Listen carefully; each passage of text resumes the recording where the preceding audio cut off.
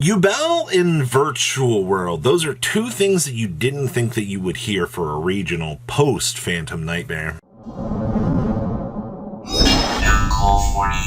Make sure you guys smash the living crap out of that subscribe button so you guys don't miss out on more Oz content. Now, the first thing I want to say about the breakdown for this event, I understand that when you're looking at the current landscape for this meta, that you're going to be pretty discouraged by what you're looking at. But I also want to point out here that no matter how bad this top cut might look, we also have a Raid Raptor deck at the end of this video as well to include for you guys. So, 5 Fire Kings / Snake Eye variations in the top cut of this. Now, before you're like, that's a lot, Robbie, that's you're not giving me a lot of hope here for this meta. Well, here's the thing. Fire is new.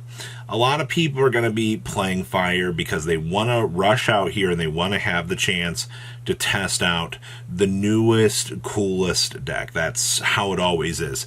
All right, I have hope that this is not going to be a trend that'll stick around, but we'll have to wait and see. Now, your challengers for this top cut. We had 1 Kashtira.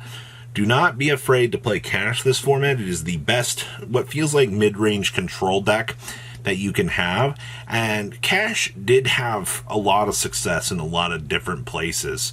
So that's good. We also have Virtual World. Now, you're like, whoa, what? Virtual World? You might not know this, but there's a little tech card that this Virtual World duelist found that actually kind of challenges a lot of the actual established thoughts and changes some interesting opinions here. And we also had Yubel showing up out here, and you didn't actually think that you were gonna, not see a Yubel deck for this video, because I'm super excited to actually get the chance to talk about the crazy level of interactions that Yubel actually brings to the meta. Let's pass on over to deck list. Starting things off here is going to be our first of many Fire King specials, and I'm going to be honest with you here. I'm going to be very sick of talking about this deck at the end of the road here. Also, this card right here, Ghost Bell, is a very strong tech choice, all right? Having this card alone, being able to pressure your opponent out of these games, is very good. Now, I also see we are playing a Gave Dragon in here. This is something that you don't really tend to see all that much, but it also, hey, free little possible attack gain, whatever other benefits that you can get off of this. I mean, it's also like 400 attack or 400 life point gain as well. Sure, I also see Doolittle Chimera. This is not something that I've seen a lot of as well. I actually kind of like the theory of, hey, you can put this on the field, your opponent outs it, you get to float on into another fire monster, so you can have combo for next turn. I mean, your opponent can blow you through the ground in this matchup, and that's something you kind of got to be a little bit worried about. Like, it's not like this deck is, insanely strong at combating the meta. I will say, though, it's kind of good to see that Nibiru's finally getting some screen time out here, actually, to kind of help things out. Also, good old Divine Temple of the Snakes. Man, this card, being able to boost up the little dudes and making them into something strong is so insane to me. But your Fire King package is so small these days. I mean, the 1-1 split for this deck is so interesting to actually see. So, that's our first list here. Moving on along here. More fire. It's okay. This is just the new meta. I see that we are playing... I love the fact that Circle of the Fire Kings is 100% optional. You make some sort of, do I want to play this? Do I not want to play this? Okay. I see that we're also playing Sprite Sprint in here. So this is something that we started to see Rescue Ace adapt towards. Once again, I don't know if this is super good, but being able to cheese your opponent in time with a scatter shot, gotta love time rolls. So basically get the chance to board this little garbage in, and you're like, yay, 500, we did it. Sorry, duelist, offer handshake to your opponent. Still Divine Temple, the Snake Eye, such a good card. I will tell you honestly, like, how straightforward that this deck is in terms of ratios. It's actually kind of disgusting. Like, at least with Tier, you had a little bit of tech slots that you could mess around with, but like, when you're looking at the deck construction here, I mean, like, is this it? Is it like 3 to 6 slots, if that you can mess around with for the pure build just for the results? Because, like, it's kind of what this is starting to feel like out here in terms of change. All right. Now this made me so excited to see. So Boost Warrior, hey, if you control a 200, special summon this from your hand in defense position. Sure, that's a little free level 1 extender. You have your Punk package in here as well. Now, let's talk about this card. Psy Impulse. So let you tribute a psychic type monster. Return all cards in your opponent's hand to the deck, and then they draw 3 cards. Wait a minute.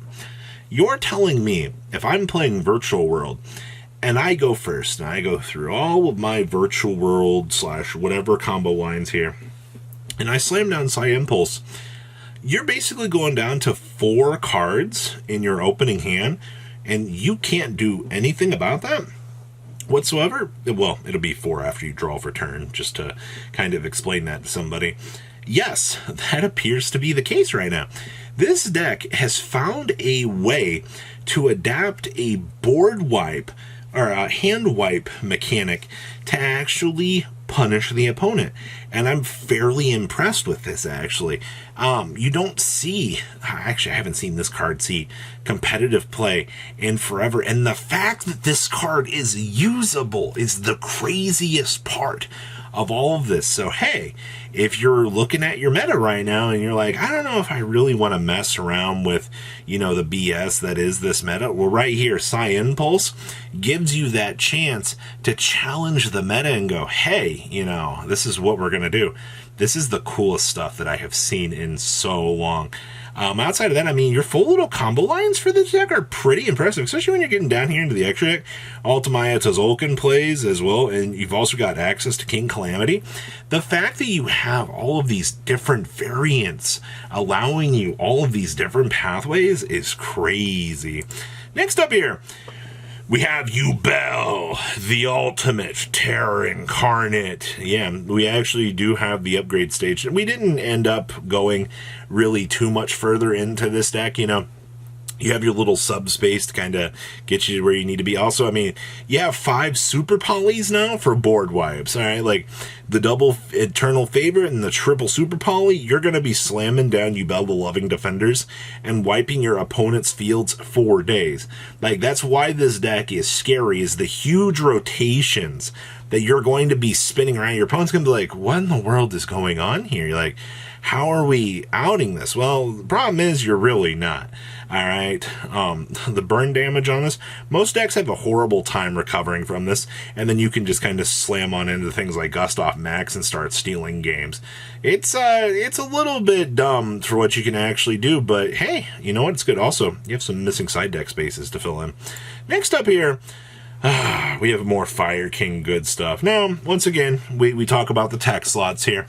1 for 1 is one of those cards that I do think can be very, very strong for this deck, because it doesn't interfere with your normal summon. You want to be able to get as far down the combo line as you can, and then start going, all right, so we can get this advantage train rolling and then see what you can actually start to resolve. This build also went very heavy on the Cosmic Cyclones. I also believe that this is a little bit more towards the mirror match here.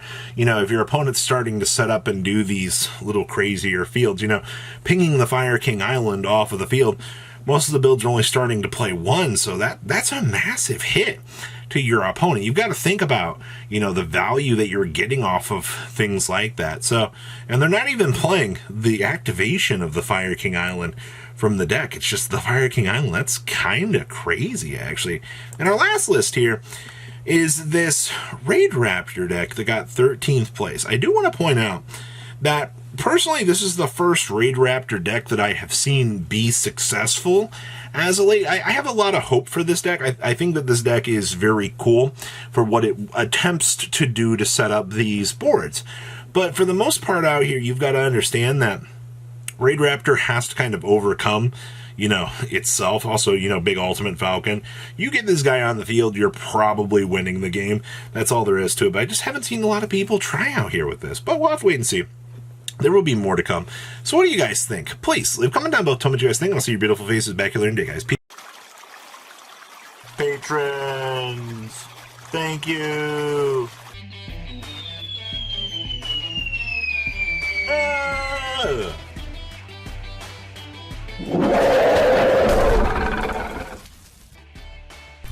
Thank you so much for watching. Check out these other videos.